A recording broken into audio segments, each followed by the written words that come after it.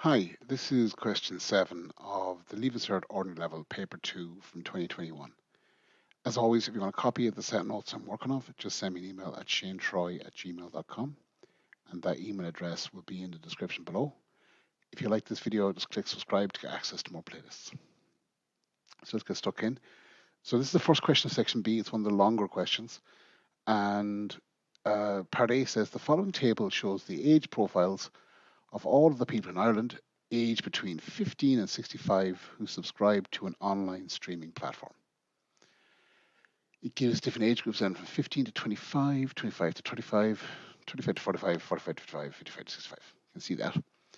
It then says the percentage of subscribers are 24% are in the young age group, 27% in this age group, 25, 16 and 8. So the majority of people are kind of in the younger ages, which might be something you might expect from something like this. It then gives us some instructions. It says that the 25 to 35 years means 25 years and over, but less than 35. So it's not including that. And then it says in part 1, we have to draw a histogram to represent the data. Okay. So if you're going between 15 and 25, that's this first range of people. Okay. And it goes up as far as 24. So you're going to be joining up to here. Now, I'm terrible at drawing lines. Okay. I don't have a ruler for this writing tablet, so it would be look something like that. Now, apologies for my bad line. The next one is 25 to 25, goes up as far as 27, which is the halfway point here. Okay, and then the line straight down to the bottom. Again, you should use a ruler because don't be me. The next one is between 35 and 45 is that one there. Up as far as 16 here for the next one. Okay, and lastly, between 55 and 65 is 8%.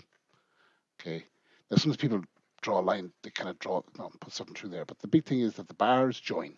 Okay, they're not separate, and in a sense, it's because the intervals here are the same. It's basically a bar chart.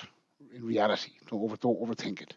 The word histogram can be intimidating because it sounds harder, and that's really all it is. Okay, now I'm going to show the actual real diagram done with proper things, and that's what it looks like, which is basically what our thing here looks like.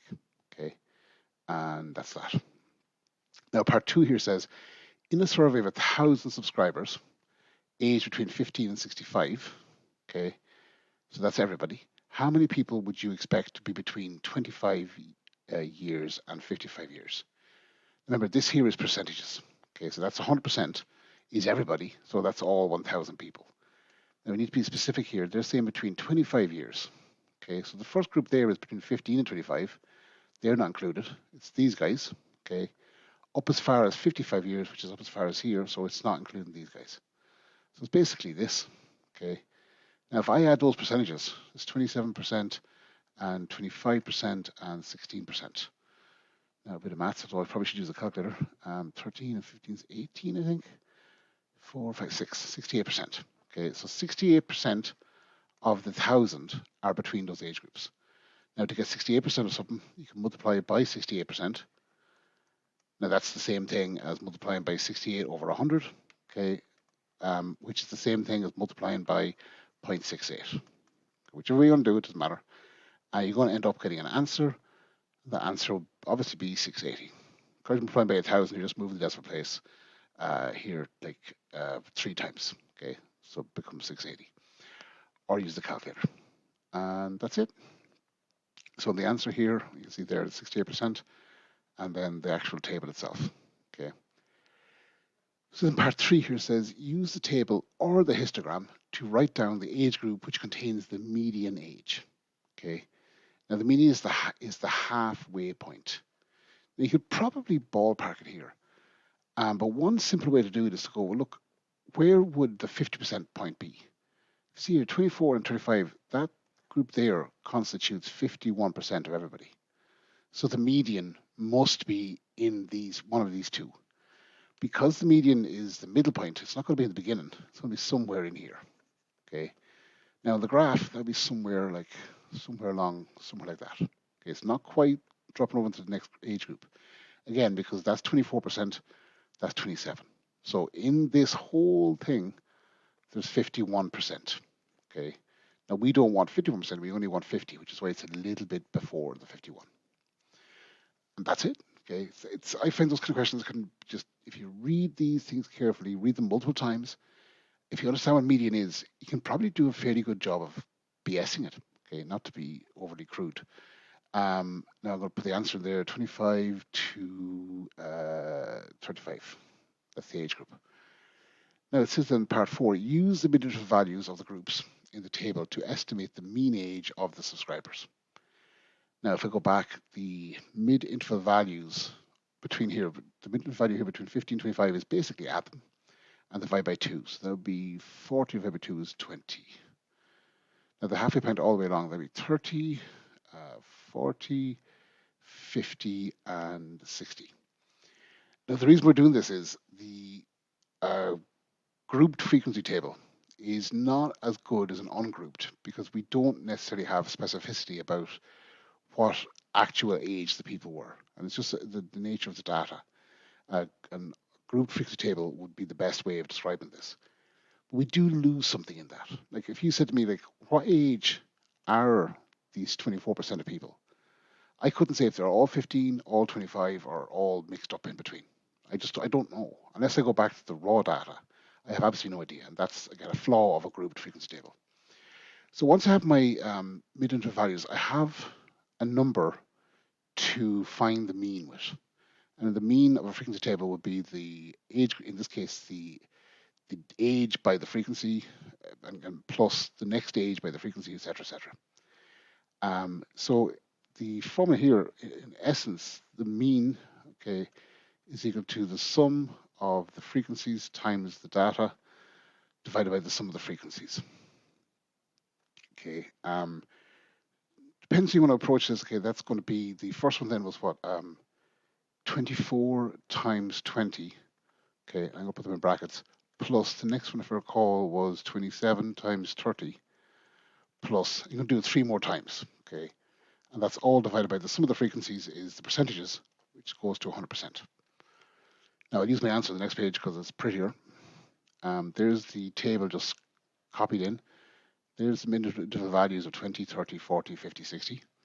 That gives me something to multiply. So the first one, the 20 by 24, plus the 30 by 27, plus the 40 by 25, plus the 50 by 16, that's here, plus the 60 by 8, which is here. And that's all divided by 24 plus 27. That's basically the frequencies. Now that can be programmed in a calculator, and you go straight to your answer of 35.7. And that's it. Okay, so the average, or the mean age, maybe more correct to say, is 25.7. Okay, and that's that. Okay, now part B here is the confidence intervals. Okay, so and hypothesis testing. This is, I marked the leaving cert and it's notoriously badly marked, but not badly marked, sorry, badly attempted. It's hard to mark because people, rightly so, give it a punt. Okay, and this is what my advice to you would be, to give it a punt. If you don't know how to do this, do your best. Okay, try something. Now, if you do know what to do, it's fairly standard. You can get good marks in part 1 and part 2. Part 3 is where you might fall down. Okay, usually it's only worth a small amount of marks in the bigger scheme of things. So the first one there says, prior to the COVID-19 pandemic, that which we shall not speak of, Netflix held the largest share of the online streaming market with 65% of all streaming subscribers in the 15 to 65 age group. Okay, it's a lot of information.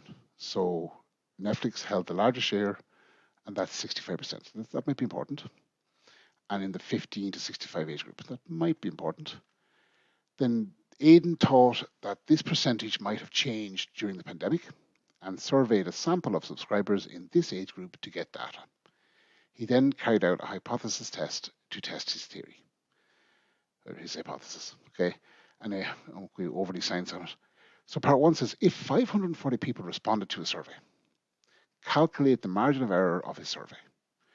Give your answer as percentage and correct it to 1 decimal place. Now the thing here is the margin of error has a formula. Now I don't even think it's given in the maths tables. I probably should know, but whatever. It's 1 over the square root of n. Now this is useful if you have a survey and oftentimes polls, if they're not more than 1,000 people, they're not considered really reliable because the error from 1,000 people might be like 3% either way, which sounds close enough, but in a tight election, that's not good enough. The less people you have, and in this case, there are less people, 540, you're getting into where that's something you need to be watching out for in any study you read. Oftentimes, you read studies that maybe say something, and there's a sample size of 10. That's so prone to error that you really is just a preliminary study. You shouldn't base anything on that, other than maybe to go, I wouldn't mind studying this with a bigger study to see if this results from the preliminary study hold out. So anyway, the n there is, I put it over here, n is 540. So my calculation there is simply 1 over the square root of 540. Now that gives me, I have an answer there of 0.043. And then to explicitly get rid of this here. Now, if I want to change that to a percentage, I'm going to multiply that by 100. That's the way to convert anything to a percentage. If I multiply by 100, there's 2 zeros, so the decimal place will move once and then twice. So you're going to end up with 4.3%. And I think that is rounded to 1. It already is in 1 decimal place. That's my margin of error, which is, again, a fairly significant error. If your answer might be plus that or minus that, which leads nicely into part 2. It says here, his survey revealed that 372 of the responders said they now have a Netflix account. Okay, use your answer to part B, part 1 above to create a 95% confidence interval for the percentage of the population that have a Netflix account. Now, lots of words. No harm reading this multiple times, but don't get stuck. There's only 15 marks going here. If you don't know what you're doing, get in, get out, and get the attempt. Okay. Now, if you do have an idea of what's happening here, you might know what to do. Okay. That's basically that we need to find what we sometimes call p hat. Okay. Now, p hat you can find by getting the number of respondents, okay, over the total number of people surveyed, okay, of the 540. So you're basically getting the percentage, okay, now not necessarily going to a percent of that. Now that calculation works out to be, if I can see it right, 0.68. My bad eyesight, I'm going to flick to it. 0.6888, okay. Now that, if I want to convert that to a percentage, I can, okay, by multiplying that by 100, 6888 multiplied by 100 will be the same thing as move this twice, be 68.88%, okay. Now I can do this 2 ways. My answer is going to be plus, so 68.88%. It could be plus 4.3, because that's the error. It could be minus 4.3. Now, it's probably not expressing that well mathematically. Okay, I'm basically taking this away. So that gives me my interval, which, and I'm going to go to the answer here on the next page, because it's prettier. So 68.9, now I rounded that here in the answer. I said in the last page was 68.88%. You know what? It's no harm. There's not a problem in this particular question rounding it, but no harm leaving it not rounded. That can cause a rounding error. So anyways, we'll go with 68.9, the rounded version. Take away 4.3, that gives me an answer of 64.6%. That's the lower limit, okay, in a sense. Then the 68.9 plus 4.3 gives me 73.2%. That's the upper limit. So your answer is somewhere between those 2 points, okay. Now, that's the part 2, and I'll stick here. I've already shown it. Part 3 says, use your answer to part B, part 2.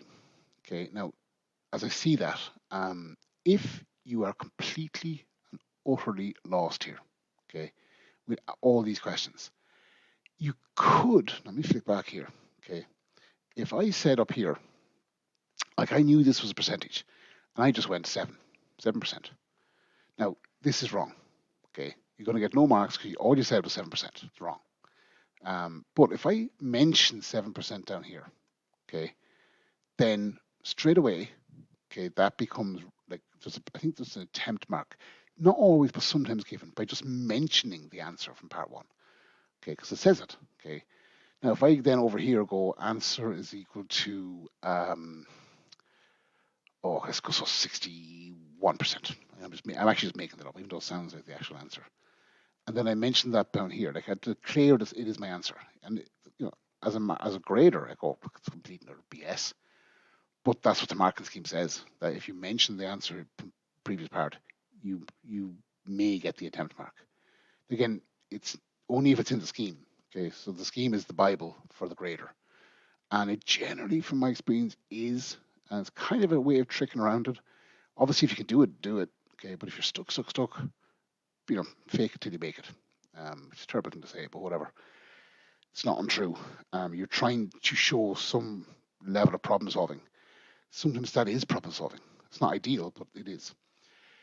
And the first thing says we have to have the null hypothesis, okay, and that is that the Netflix share of the market has not changed.